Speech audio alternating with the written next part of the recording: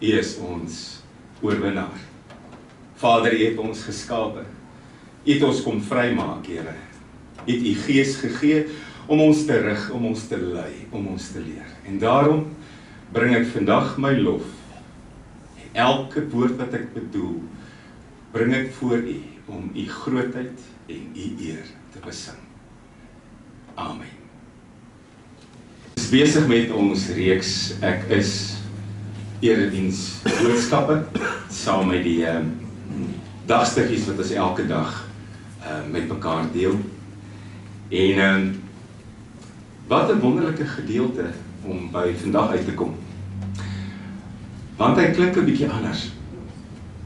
Hy begin soos die ander 6, want daar 7 ek is gedeeltes.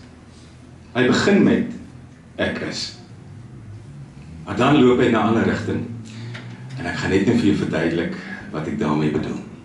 Kom ons lees die gedeelte wat hierdie ek is omvat. Johannes 15. Johannes 15 het daar al 'n paar goed gebeur. Jesus het vir ou Laas 'n laaste maaltyd saam met sy geliefdes geniet. Judas Iskariot is al die donkerte in. Hy is al besig met sy donker goed, met sy onderduimsheid. En dan stap Jesus hier met sy disippels. Hulle is op pad na 'n plek waar hy uiteindelik gevange geneem gaan word. Niemand weet dit nog nie. En baie ouens dink, dit was waarskynlik 'n helder maanlig aand. En hulle het verby 'n wingerd gestap. En dan lees ons die volgende. Johannes 15, ek lees uit die 2020 vertaling, in my Bybel op bladsy 128, en ek lees vanaf vers 1. Ek is die egte druiwestok, en my Vader is die landbouer. Elke loot aan my wat nie vrug dra nie, sny hy weg. Maar elkeen wat vrug dra, snoei hy skoon, sodat dit meer vrug kan dra. Julle is egter reeds skoon deur die woorde wat ek vir julle gesê het. Bly in my, soos ek in julle. Net soos die loot nie uit sy eie vrug kan dra, as dit nie in die druiwestok bly nie, so julle ook nie, as julle nie in my bly nie. Ek is die druiwestok, julle die lote. Wie in my bly en ek in hom, hy dra baie vrug, want sonder my kan julle niks doen nie. As iemand nie in my bly nie, word hy soos 'n loot buite uitgegooi en verdroog. Hulle maak dit bymekaar en gooi dit in die vuur en dit verbrand. As julle in my bly en my woorde in julle bly, vra dan wat julle wil en dit sal met julle gebeur. Hierdeur word my Vader verheerlik, dat julle baie vrug dra en my disippels kan wees. Ek lees vanoggend net tot hier, geliefdes. Ek wil graag saam met jou stil word en terwyl ons so bly sit, kom ons sluit ons oë.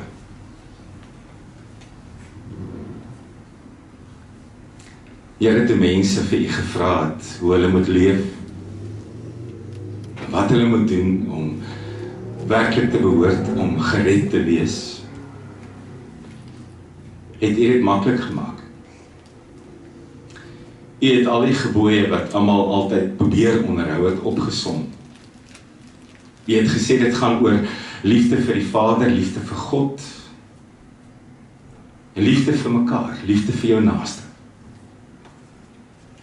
'n Opsomming klink altyd makliker, eenvoudiger. Maar ons weet dit is nie, Here. Hierdie woorde wat u vir ons gegee het, 'n mens lees dit binne 'n paar sekondes. Maar as jy dit begin toepas, Here, as jy teruggaan na jou lewe toe met hierdie paar woordjies, Here, en jy pas dit toe, dan kom jy agter, ek kan dit net doen met u krag, met u insig, met u wysheid, met u liefde, met u vergifnis, met u geduld. Ek kan dit net doen as u deur U Heilige Gees in my werk en met my werk, Here. En daarom is die eerste ding wat ons môre vir U wil sê, ons het U nodig, Here. Ek het U elke dag nodig. En ek kom nie net vanmôre kerk toe om dit te sê nie, Here, ek sê dit elke dag. En as ek vergeet om dit te sê, Here, help my reg. Laat die gedagte by my opkom. Die Heilige Gees is soos wind, hy waai waar hy wil. Laat hierdie gedagte by my opkom, Here, dat ek U nodig het en dat ek diep afhanklik is van U. Ons kom juist vanmôre hier om U te aanbid. Ons kom hier om met gewone woorde wonderlike wese te besing. Ons kom hier, Here, uit dankbaarheid, omdat U ons vrygemaak het en skoongemaak het. Deur die Heilige Gees bly met my besig, Here. Skaaf waar daar geskaaf moet word, snoei aan my soos wat net die groot landbouer kan doen. Maak my voortdurend skoon, Here. Nie een van ons kan soos die Fariseërs van oud sê, ons is naby genoeg en gelowig genoeg en gesond genoeg nie. Ek het U nodig, Here. Elke dag. Daarom bid ons ook vir mekaar. Ons bid vir hulle wat gebed nodig het, maar ons bid sommer vir mekaar, Here, vir elke dag se deurgang. Partykeer die klein goedjies, die klein jakkelsies wat die wingerd vreet, partykeer die goed wat te veel raak, klomp klein goedjies op een gehoop, Here, en 'n mens wonder, waar kom my krag vandaan? Vandag weet ons, waar kom dit vandaan? Maar ons onthou nie altyd nie. Dankie dat ek ook vir my kinders kan bid. Dankie vir die voorreg om vir ouers te bid, as hulle nog hier is, Here. Dankie vir die geleentheid om vir ons mense ook te bid in ons geboorteland, Here.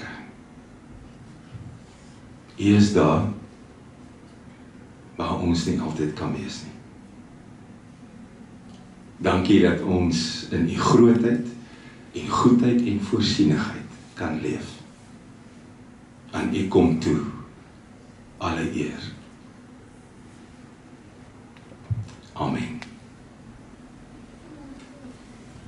'n netjiese orgel is daar agter. Dankie. Daar's min dinge wat 'n mens so teleurstel as wanneer 'n mens 'n vrugteboom kry, of iemand gee hom vir jou, of jy koop hom, en jy plant hom, en na 'n tyd wat jy nou vir hom moet gee, om goed ingewortel te word, draai nie. Daar's min dinge wat so teleurstel. Aanvanklik is ou die ding plan, dan weet jy 'n paar jaar moet verbygaan, en jy kyk vir Dr. Google om jou aan te wys, hoeveel jare moet jy wag, en jy hoor by almal, nou hoeveel jaar het hulle boom begin dra, en dan kom jy agter daai tyd is verby, en joune het niks aan nie. Praat van beloftes, wat onvervul is, praat van afwagting, waarop getrap is, praat van goed waarna mens uitsien, en dit gebeur nie. Elke jaar as die nuwe blaartjies kom, as dit bladwisselend is, en jy dink hier is 'n seisoen op pad, dan begin jy al dink van wat jy met al die vrugte gaan doen. Jy sien jouself al die vrugte afpluk. En jy dink, wie jy gaan verras met 'n arm vol vrugte, wat dit ook al is, en jy sien die botteltjies konfyt wat jy gaan kook. Maar dan dra die ding nie. Jy stap altyd met groot afwagting nader. En daar's niks. Dan doen jy wat die tuinier vra, in een van die tekste wat ons gaan lees, Lukas 13, die landbouer sê, hierdie ding het lank genoeg gestaan, ek gaan hom afkap, uitkap, en dan dink jy nog net 1 jaar. Ek gaan ekstra moeite doen hierdie jaar, ek gaan navorsing doen, nog weer eens bemesting gee, ekstra skoot water, enige iets. Jy volg later elke boereraad, want nou weet almal al van jou boom, en almal het 'n stukkie wat hulle wil bydra. Nie net is hierdie boom 'n teleurstelling nie. Dit word later 'n verleentheid. Want almal probeer vir jou sê, jy moet iets verkeerd doen, wat hierdie boom dra nie. Dis wanneer jy iets wil aflaai, en dit wat jy afgelaai, die download steek vas op 99%, dis amper daar, daai wielietjie bly draai. Dis daar, maar as jy mooi kyk, is daar eintlik niks nie. Nou praat die Bybel op 'n paar plekke van sulke bome, of 'n wingerd of twee. Verlede week het ons gesien, Johannes die Doper, hy het nogal die lat ingelê met die Fariseërs. In Matteus 3 sê hy vir hulle is adders, en dan kom hy na hulle toe en sê, as julle maar eerder vrugte gedra het, as julle maar eerder daarop toegespits het, om vrugte te dra wat wys dat julle bekeerd is. Want die Bybel lê klaar teen die stam, teen die wortels. En as jy nie vrug dra nie, gaan jy uitgekap word en jy gaan verbrand word. Jesus herhaal dieselfde woorde, Matteus 7, as jy nie vrug dra nie, afgekap, uitgekap, op 'n bondel gegooi, in die brand gesteek en dan gat jy. En dan natuurlik ook Lukas 13, die onvrugbare vyeboom, die tuinier wat sê, gee my nog net 1 jaar. Ons gaan verder aan, Markus 11, waar Jesus verby 'n vyeboom stap, wat net blare aan het en geen vrug nie, en hy word vervloek, want hy beteken niks. En nou kom ons by Johannes 15, en hulle stap waarskynlik in die volle maanlig verby die wingerd, en dan stop Jesus vir 'n wyle, want daar is iets wat hulle moet weet. Jesus sê vir sy mense, elke loot aan hierdie wingerd, wat vrug dra, word deur die landbouer gesnoei. Maar elke loot wat nie vrug dra nie, sny hierdie landbouer af, en hy gooi hulle op een kant, sodat hulle kan verdroog, en as hulle droog genoeg is, word hulle in die brand gesteek, sodat hulle in 'n groot bol vuur kan verdwyn.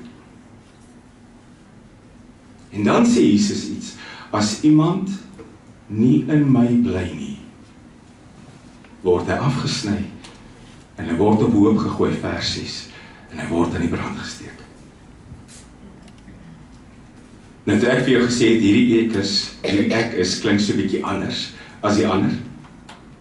Met al die ander ek isse, wat Jesus met sy geliefdes deel, gaan dit oor iets wat hy bring, iets wat hy gee, iets waarmee hy bedien, en almal ontvang dit.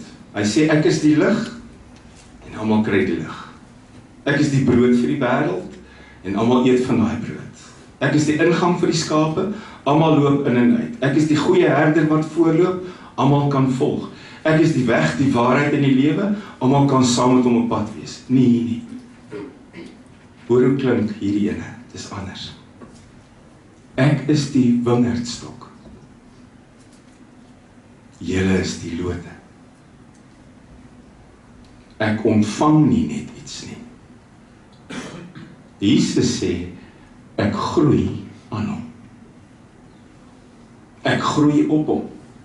Ek is nie net een wat nou iets kry, soos lig en brood nie. Ek is deel van hom. Ek groei uit hom uit. Soos wat 'n loot aan 'n wingerdstok groei en sy kos, sy voeding, sy lewe van daar af kry, so is dit tussen my en Jesus. Hoor jy hoe anders klink Jesus hier? Ek is die ware wingerdstok, die lewe lê in my, die groei lê in my, die bestaan lê in my. Julle is die lote wat uit my groei en daardie lewe ontvang en daardie bestaan ontvang. Nou die oomblik toe Jesus hierdie beeld gebruik het, almal presies geweet waarvan hy praat. In daai tyd, almal het maar net 'n bestaan gevoer, net oorlewingsbestaan. So as jy met graan geboer het, was daar genoeg graan om van te lewe, en as jy bietjie oorgehad het, het jy dit geberg, jy het dit nie verkoop noodwendig nie. Maar die oomblik as jy 'n wingerd gehad het, was jou kop deur. Want almal het jou vruggies gesoek. Maar daai wingerd, anders as graan, het jou volle aandag elke dag gesoek. Jy moes alles insit met daai wingerd. En die volk, die Jode was altyd daaraan gewoond dat hulle die wingerd was. Hoor jy van 'n wingerd in die Ou Testament? Twee goed. Daar was verwys na die volk en daar was verwys na God se werkplek, daar waar God besig is. Dit was die wingerd. Die Jode was gewoond daaraan om God se wingerd genoem te word. Elke Jood het gesê, ek is deel van God se wingerd. 'n Geskiedskrywer met die naam van Josefus het gesê, toe die tempel gebou is, was daar 'n goue wingerdblaar uitgesny net bo kan die ingang. Dit was die simbool. Ons is God se wingerd. En God werk in hierdie wingerd. God werk met ons, hy snoei aan ons, hy's gedurig besig met ons. God gee al sy tyd met ons. In Jesaja 27 eintlik, word die volk beskryf as 'n goeie wingerd. God sê, sing oor julleself, want ek versorg julle. Ek gee vir julle bemesting, ek maak julle voortdurend nat met die water wat julle nodig het, en ek staan wag by julle dag in en dag uit, dag en nag, dat die vyand nie dorings en distels onder julle saai nie. Ek is daar by julle. Maar dan kom iemand soos Hosea, en hy sê, julle het bietjie vir God vergeet. Julle is besig om te verdroog, julle wat Israel is, julle wat God se wingerd is. Maar hoor nou vir Jesus. Nou kom hy, en 'n titel wat die volk altyd gehad het, sê hy, ek neem hom oor. Jesus kom staan en hy sê, ek is die wingerdstok. My Vader bly die boer, hy bly die landbouer. Maar hier is 'n nuwe storie. Ek is die wingerdstok. En julle is die lote. Op hierdie stadium, terwyl hy dit sê, is daar net 11 disippels by hom. Sou hy dit gesê het voor die fariseërs, sou hy waarskynlik woedend gewees het, want wie dink hy is hy, om 'n titel te vat wat altyd onsin was. Ek is die wingerdstok, sê Jesus. En julle is die lote. Sonder my kan julle niks doen nie. Ek het vir julle 'n nuwe storie, sê Jesus.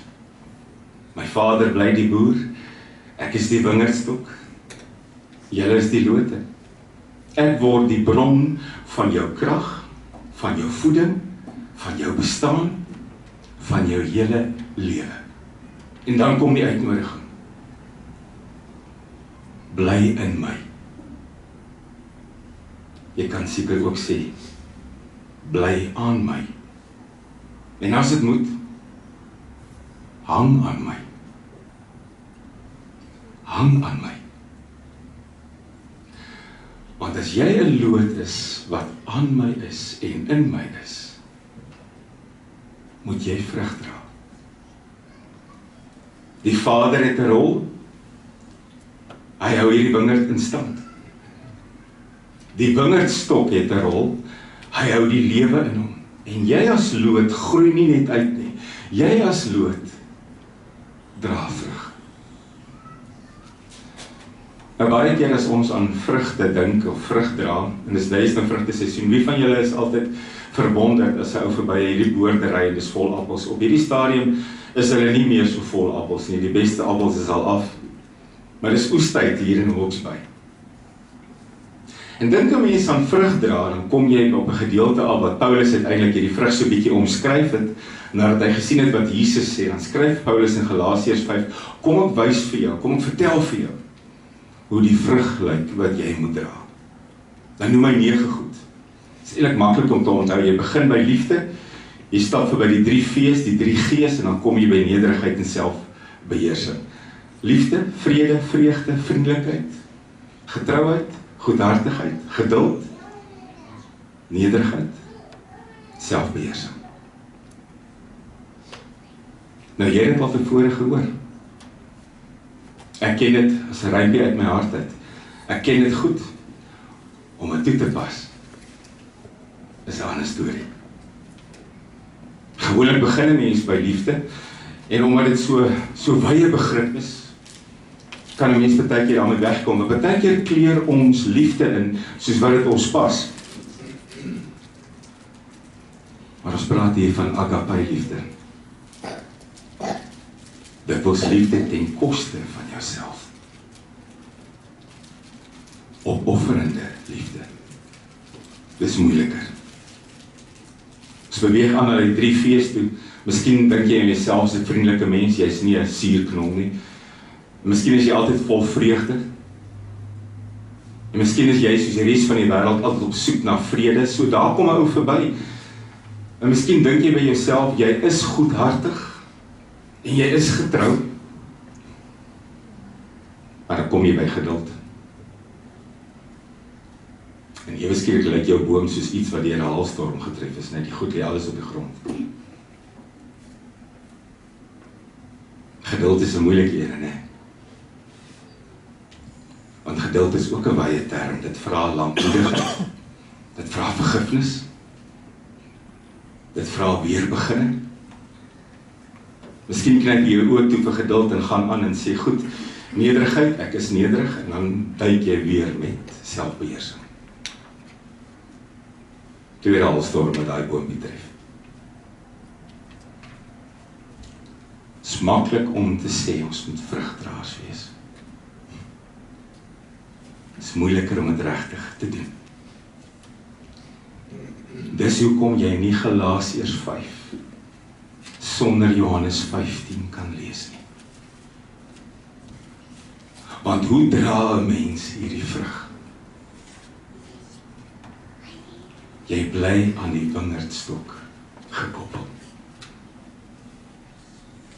Jy doen dit met sy krag, sy lewe, sy wysheid, sy liefde,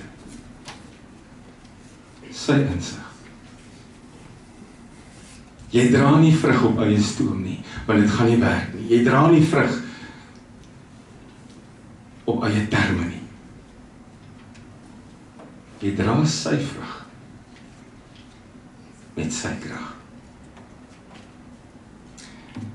Nou 'n ander faset van vrug dra is wat gewoonlik aan die einde van een seisoen gebeur en die begin van 'n volgende seisoen inlei. 'n Snoeiproses. Nou die van u wat nuut is in die gemeente sal waarskynlik nie weet nie, maar vir 3 jaar het ek ook in 'n boord gewerk. Ek het niks geweet van 'n boord ook aanstap nie. En ek het so 'n bietjie geweet hoe daar uitstap. Baie keer dink mense 'n seisoen eindig as al die vrugte af is en al die blare is af en jy snoei die boom skoon, maar dis nie waar dit is nie. 'n Seisoen eindig nie met snoeiwerk nie. 'n Nuwe seisoen begin met snoeiwerk. Die oomblik as jy daai boom begin snoei hier in die wintertyd, berei jy hom voor vir sy nuwe oes. En glo my, bome het snoeiwerk nodig. Hoe slegter daai boom gesnoei word, hoe meer daar goed aan hom gelos word wat eintlik moet afwees, hoe minder sal die oes wees. Vra vir my as jy partykeer 'n ry gesnoei het en jy word teruggestuur, want die snoeiwerk was nie goed genoeg gedoen nie. Baie keer kom mense nou en hulle praat van gesnoei word, as slegte dinge met hulle gebeur. Mense sê vir mekaar as slegte dinge met goeie mense gebeur, God is seker maar besig om jou te snoei. Hy snoei so 'n bietjie aan jou, hy is besig om met jou te werk. Jesus gee 'n ander definisie. Nou hulle vir jou sê hierdie Johannes 15 teks is so vol, hy is so gelaai, dat het maklik is om verby vers 3 te lees. Wat sê Jesus? My woorde snoei jou skoon. My woorde snoei jou skoon. Daar's niks soos 'n woord van Jesus wat 'n mens kan snoei nie, is dit nie. Ek ervaar dit ook nou waar ek aan die dagstukkies werk, elke dag vir elke week, dan kom ek agter, hierdie woorde sny skoon, hierdie woorde sny diep, hierdie woorde gaan sny op plekke waar ek nie aan my gesny wil hê nie. As min dinge wat so diep sny, soos Jesus se woorde. Veral as ek so bietjie bosserig begin raak het. Veral as ek daar sonder probeer leef het, veral as ek pad gevat het en so bietjie afgedwaal het. Jesus se woorde sny diep. Dit vra eerlike selfondersoek. Dit vra diepe besinning. Dit vra meer as 'n losse verhouding, 'n af en toe geleentheid, of mense wat Sondag emosioneel opgewel raak in die res van die week tot niks word nie. Maar nou die laaste stop. Daar's 'n verskil tussen regsnoei en afsny. Die lote wat vrug dra word reg gesnoei en ons het daai regsnoei gedurig nodig. Maar die wat nie vrug dra nie, word afgesny. In 'n appelboom is dit gewoonlik sulke lang reguit goed wat so op die stamme uitkom. Vat al die energie, vat al die krag, vat al die water, vat al die voedingsstowwe, gee niks terug nie. Jy sny vir hulle af by die sopspat. Daar's 'n verskil tussen regsnoei en afsny. En die wat nie vrug dra nie, sê hierdie groot herder, word eenvoudig afgesny. Hulle word op 'n hoop gegooi een kant, hulle verdroog uit, jy steek hulle aan die brand, en hulle draadjies geknip. Met wie praat Jesus hier? Hierdie afsnytakke het 'n naam. Noem hulle sommer die voorgee gelowiges. Hulle lyk soos gelowiges, maak geluide soos gelowiges. Maak of hulle Jesus volg, maak of hulle disippels is, maar eintlik is hulle net meelopers. Want daar's nie vrug nie. Daar's nie vrug nie. Jy sien nie die lewe van die Here op hulle gesigte nie. Jy sien nie die vreugde van die Here in hulle oë nie. Jy beleef dit nie. Oor die Bybel is daar, hy is onder die arm. Maar sit hulle onder stikkendes en verlorenes en verdwaaldes. En hulle stap met die sambok in, en hulle slat stikkend, en hulle oordeel links en regs, elke hand vol klippe.